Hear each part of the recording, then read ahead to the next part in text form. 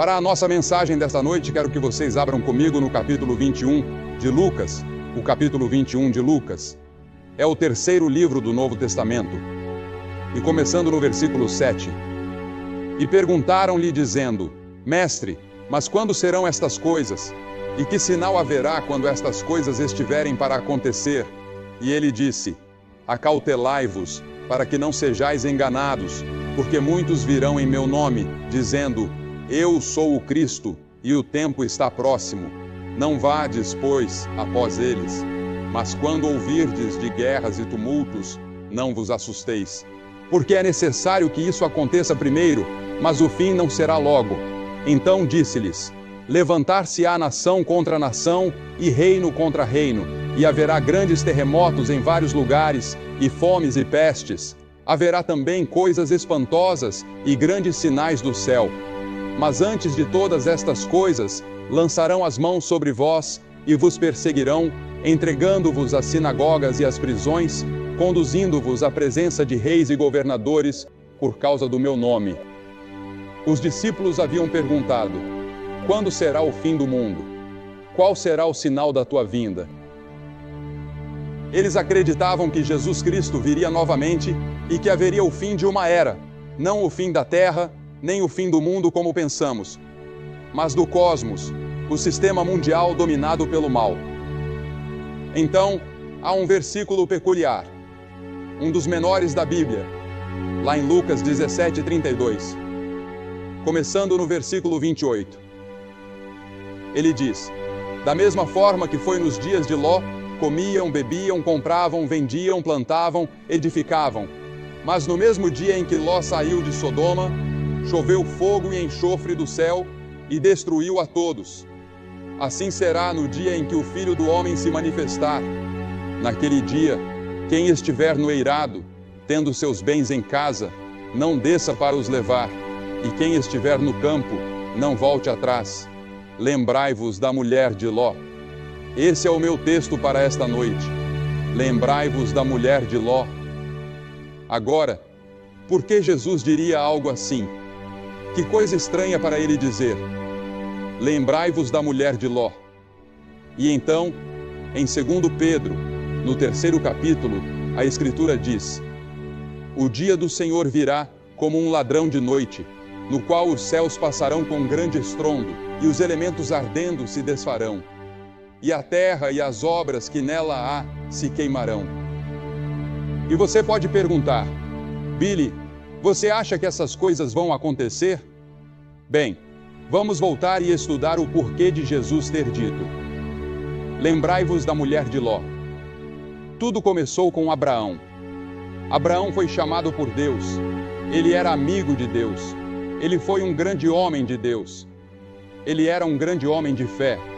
E quando Deus lhe disse certa vez para levar seu único filho Isaque e oferecê-lo no Monte Moriá como sacrifício, Abraão obedeceu. Ele estava prestes a sacrificá-lo quando Deus parou sua mão no ar, no momento em que a faca estava prestes a descer. Deus o estava testando para ver o quanto Abraão realmente amava e obedecia a ele. Abraão viajou por todo o Oriente Médio. Começou em Ur, próximo de onde atualmente ocorreu a guerra entre o Iraque e o Irã. Depois foi para Harã com seu pai, Terá, seguiu para Canaã, desceu ao Egito, retornou a Betel e continuou indo e vindo por todo o Oriente Médio. Ele se tornou muito rico, possuindo grandes rebanhos de gado e ovelhas. Abraão tinha consigo seu sobrinho Ló, e sua esposa se chamava Sara. Mas há um perigo nos bens e na prosperidade. Abraão se tornou rico, e a prosperidade frequentemente traz pobreza espiritual. Abraão cometeu alguns pecados diante do Senhor, mas corrigiu suas falhas, confessou seus erros, e Deus o perdoou. A Escritura diz em Eclesiastes 6, há um homem a quem Deus deu riquezas, bens e honra, e nada falta à sua alma. E Jesus disse: é mais fácil um camelo passar pelo fundo de uma agulha do que um rico entrar no reino dos céus. Agora, quem são os ricos? As pessoas que vivem na Europa, na América, no Reino Unido, na Irlanda ou nessa parte do mundo são consideradas ricas, se comparadas com os padrões de muitos outros países. Mesmo que tenhamos roupas para vestir e sapatos para calçar, já somos considerados ricos. E Jesus disse que será muito difícil para uma pessoa rica entrar no céu. Por quê? Por causa de todas as tentações e perigos que a riqueza traz. Agora, Ló também se tornou rico. Abraão era rico, e Ló também. Eles decidiram se separar porque seus servos estavam brigando entre si. Abraão disse: Ló, se você quiser ir para a direita, vá, eu irei para a esquerda. Se você quiser ir para a esquerda, eu irei para a direita. Você escolhe. Então, Ló olhou para o vale e viu as bem irrigadas planícies do Jordão. Ele também viu Sodoma, e sua esposa e família provavelmente o incentivaram. Então ele escolheu ir para Sodoma. Sodoma, uma cidade perversa. Imagine tudo o que vem à sua mente quando você pensa em Wall Street, Las Vegas, Soho em Londres, a Reeperbahn em Hamburgo, ou o bairro da Luz Vermelha de Amsterdã. Reúna tudo isso em uma só imagem, e você terá o que Sodoma era naquela época. Ezequiel, o profeta, certa vez disse: Eis que esta foi a iniquidade de Sodoma, o orgulho. Sodoma era muito orgulhosa. Eles excluíram Deus. Estavam orgulhosos de si mesmos e das coisas que haviam feito. E então, diz o texto, estavam cheios de pão e com abundância de ociosidade, tanto ela como suas filhas. Em outras palavras, tinham tudo o que precisavam para viver com lazer e conforto. No entanto, não fortaleceram a mão dos pobres e necessitados. Ignoraram os pobres, os necessitados e os oprimidos do mundo. Muitas vezes, nós também ignoramos os necessitados. Ignoramos pessoas de outras raças. Ignoramos aqueles que sofrem com a fome na África. Ou talvez não os ignoremos completamente, mas não fazemos o suficiente. Não tanto quanto poderíamos fazer. E Deus vai nos responsabilizar por isso. Eles eram altivos e cometeram abominações diante de Deus. Em outras palavras, eram orgulhosos, soberbos, ricos, tinham tudo, mas negligenciaram os pobres e os oprimidos do mundo. E Deus disse: o julgamento virá.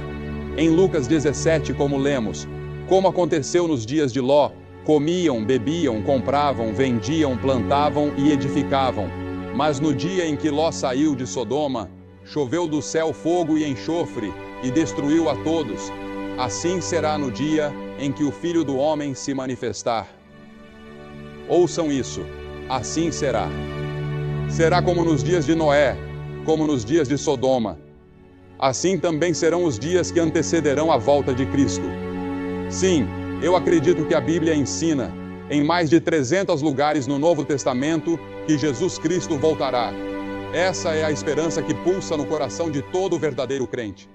Cristo ressuscitou dentre os mortos. Ele está vivo. Ele está à direita de Deus Pai, e Ele voltará. Agora não me perguntem quando, porque eu não sei. Ele disse aos discípulos: não tentem adivinhar o dia ou a hora. Não especulem. Nós não sabemos, mas Ele nos deixou certos sinais. E ao que parece, esses sinais estão se alinhando, talvez pela primeira vez na história, desde que Ele os mencionou.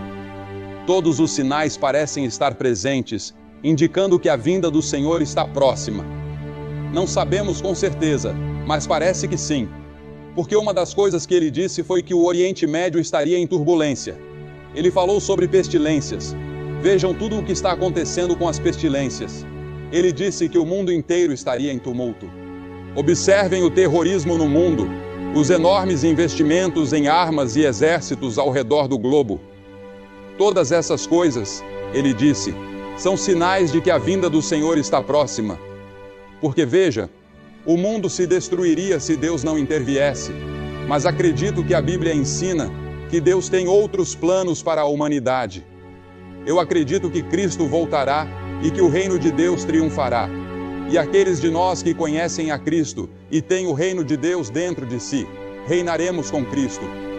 Estou ansioso por aquele dia em que Ele voltará. Ele disse: 2 estarão numa cama, um será levado e o outro será deixado. 2 podem estar voando em um avião, um será levado e o outro deixado.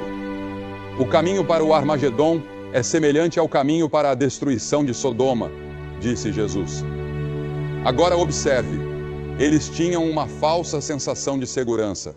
Nós também temos uma falsa sensação de segurança. Confiamos em nossa força econômica e em nosso poderio militar. Tudo isso pode desaparecer num instante. Isaías, no capítulo 31, versículo 1, diz: Ai dos que descem ao Egito em busca de ajuda, que confiam em cavalos e colocam sua esperança em carros de guerra, mas não olham para o Santo de Israel, nem buscam ao Senhor. Eles não olham para Deus. Nós não buscamos ao Senhor. Confiamos em outras coisas, em nossos dólares e libras, em nosso poder militar. Mas essas coisas não nos salvarão. Precisamos de Deus. Precisamos buscar ao Senhor. É isso que Isaías estava dizendo. Além da falsa sensação de segurança, eles estavam envolvidos em prazeres pecaminosos. Haviam se tornado insaciáveis. Nós também somos assim. E a Bíblia adverte: o triunfo dos ímpios é curto, e a alegria do hipócrita dura apenas um momento. É apenas um momento no tempo. A Bíblia diz em Provérbios 14: há caminho que parece certo ao homem, mas no final conduz à morte. Parece certo seguir por esse caminho, mas o fim é a morte. Deus diz: até mesmo no riso, o coração sente dor, e a alegria pode terminar em tristeza. Mesmo quando você ri, às vezes não sente tristeza? E quando você lê os jornais ou assiste ao noticiário, com todos os assassinatos e atrocidades que estão acontecendo, você se pergunta: como isso pode estar acontecendo? A Escritura diz que o povo de Sodoma estava ocupado demais para Deus.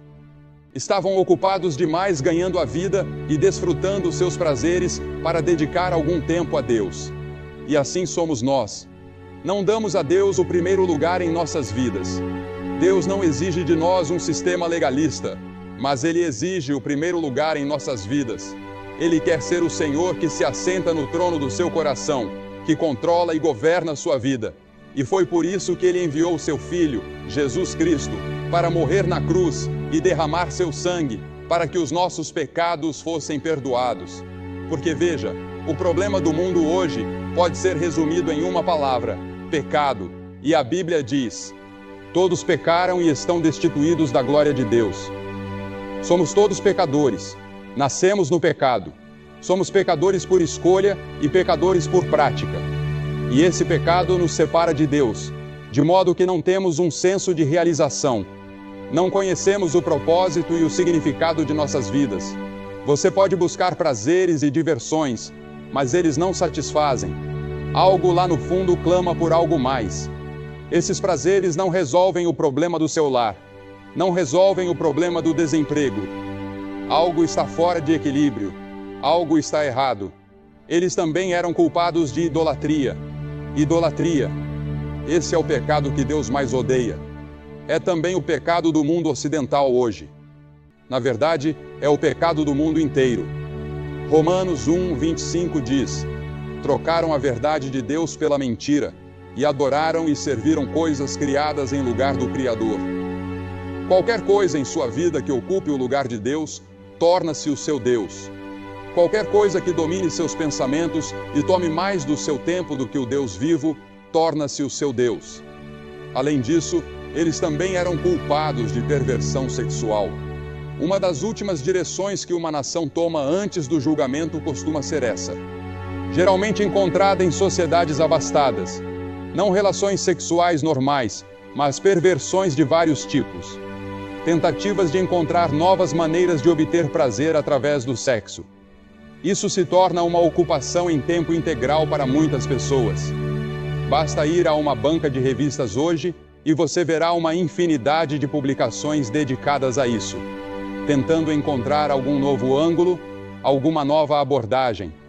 Agora, no meio de tudo isso, em Sodoma, vivia Ló. Ele havia escolhido Sodoma como seu lar, e as Escrituras dizem que ele era infeliz e estava atormentado. O problema de Ló era que ele tinha um pé no reino de Deus e o outro pé num mundo pecaminoso. Ele estava preso entre os dois. Ele não era feliz no mundo pecaminoso. e também não era feliz no reino de Deus. E muitos de vocês são assim. Vocês frequentam a igreja, são membros de uma igreja, acreditam em Deus com a cabeça. Às vezes leem a Bíblia e têm uma aparência religiosa. Mas lá no fundo, sabem que seus corações pertencem ao mundo, ao cosmos, a este sistema mundano dominado pelo mal. Muitos de vocês têm uma herança cristã. Seus pais eram cristãos. Vocês aprenderam sobre a Bíblia na escola. Mas agora, vocês são homens ou mulheres do mundo, ou jovens, mas nunca se sentem plenamente satisfeitos com seu relacionamento com Deus. Algo está errado, algo está faltando, algo está perdido. Vocês sabem o que é. Talvez nunca tenham nascido de novo. Talvez nunca tenham realmente recebido Cristo de forma total e completa como seu Senhor e Salvador.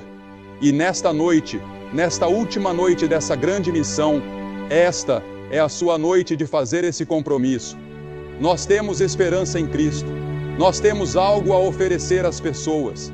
Um novo dia, um novo reino, um novo mundo. Um novo mundo está para nascer. Um novo céu e uma nova terra. E nós faremos parte disso porque estamos no seu reino. Jeremias chorou por Jerusalém porque viu que o julgamento estava chegando e ele foi chamado de o profeta chorão. Jesus chorou por Jerusalém 700 anos depois e disse: Jerusalém, Jerusalém, quantas vezes quis eu ajuntar teus filhos, como a galinha ajunta os seus pintinhos debaixo das asas, e não quisestes. Agora, o julgamento está vindo sobre ti. Deus avisou Sodoma. Ele enviou 2 mensageiros para alertá-los, mas a esposa de Ló não acreditou. Ló acreditou. Os mensageiros alertaram. A esposa de Ló foi avisada: não olhe para trás. Mas ela não creu. Ela olhou para trás e se transformou numa estátua de sal, exatamente como tinha sido avisada. A ira de Deus foi derramada sobre Sodoma. A esposa de Ló, assim como Abraão, sabia que isso estava chegando. Abraão orou e disse: Senhor, se encontrares 50 pessoas justas em Sodoma, pouparás a cidade. Deus disse: sim. Abraão perguntou: e se forem 45, e 30, e 20, e 10? E Deus respondeu: sim. Mas não havia nem mesmo 10 pessoas justas, 10 pessoas totalmente comprometidas com Deus. Assim, o julgamento veio. Agora, qual é a lição que aprendemos com essa declaração? Lembrem-se da esposa de Ló. Por que Jesus disse isso? Primeiro, lembre-se de que ela era a esposa do sobrinho de Abraão. Ela viveu na tenda de Abraão muitas vezes e viu o poder de Deus. E a quem muito é dado, muito será exigido.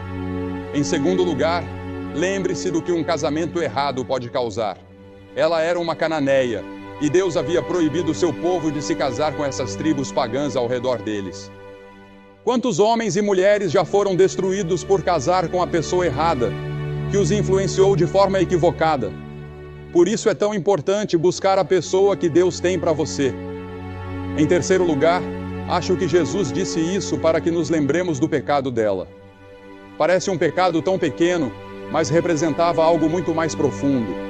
Representava anos de incredulidade. Representava rebeldia contra Deus em muitas ocasiões. Deus, em sua misericórdia, estava dando a ela outra chance. E Deus disse: não olhe para trás, não olhe para Sodoma.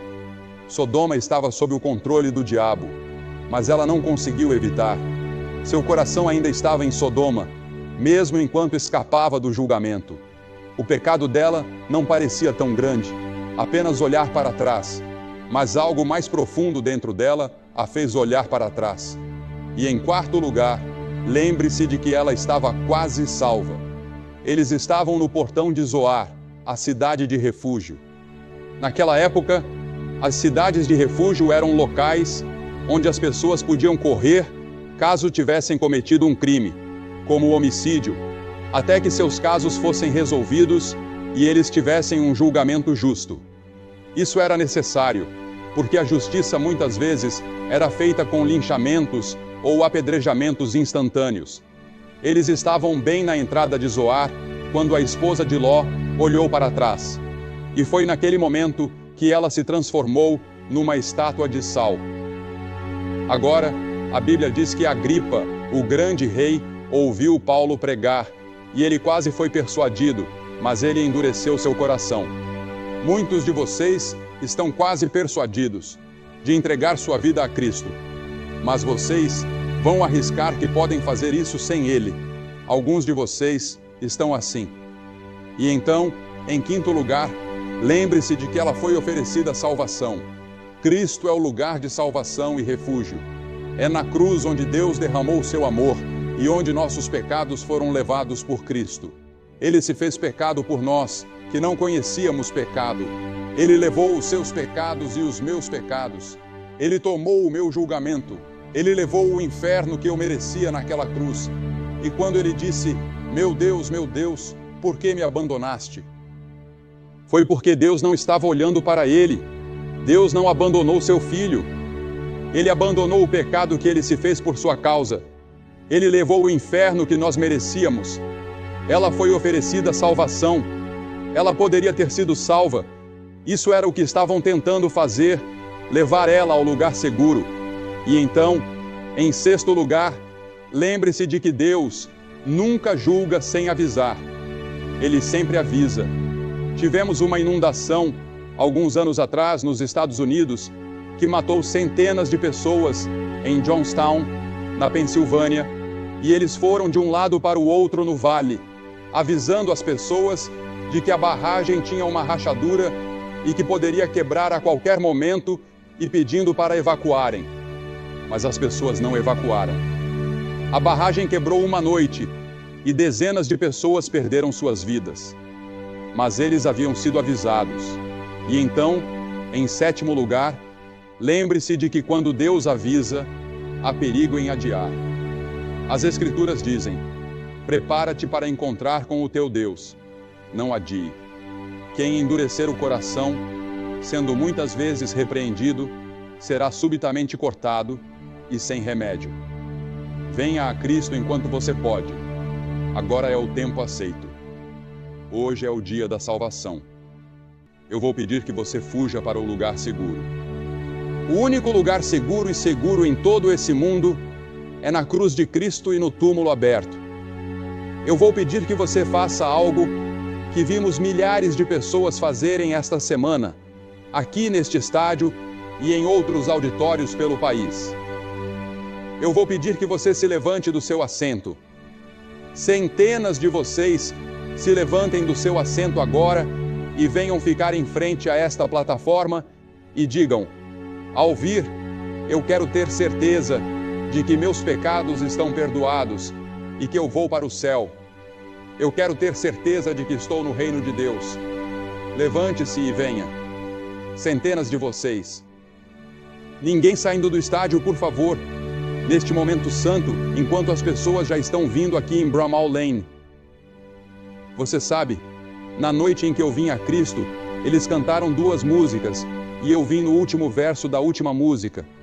E eu era líder na minha igreja, líder de jovens, e estou feliz que eles esperaram por mim. Nós vamos esperar por você. Deus está falando com você. Há uma voz pequena dentro de você que diz que você deve vir. Você vem.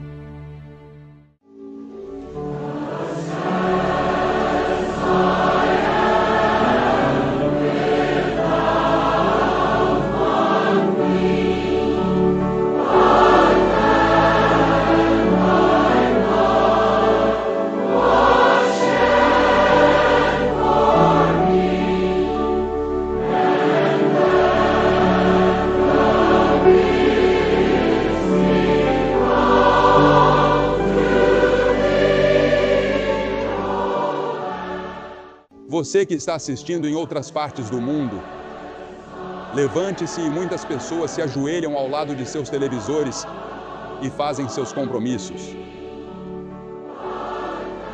Alguns fazem seu compromisso deitados na cama. Onde quer que você esteja, pode ser em um bar. Recebemos tantas cartas de pessoas que assistem à televisão em um bar e fazem seu compromisso. Ou em um quarto de hotel. Se você estiver nos Estados Unidos ou no Canadá, pegue o telefone e ligue para o número na tela da sua televisão e faça esse tremendo compromisso com Cristo. Não deixe essa noite passar sem fazer o seu compromisso. Nós vamos esperar por você de todos os lugares, há muito tempo. Levante-se e venha. Esta é a maior decisão que você tomará em toda a sua vida.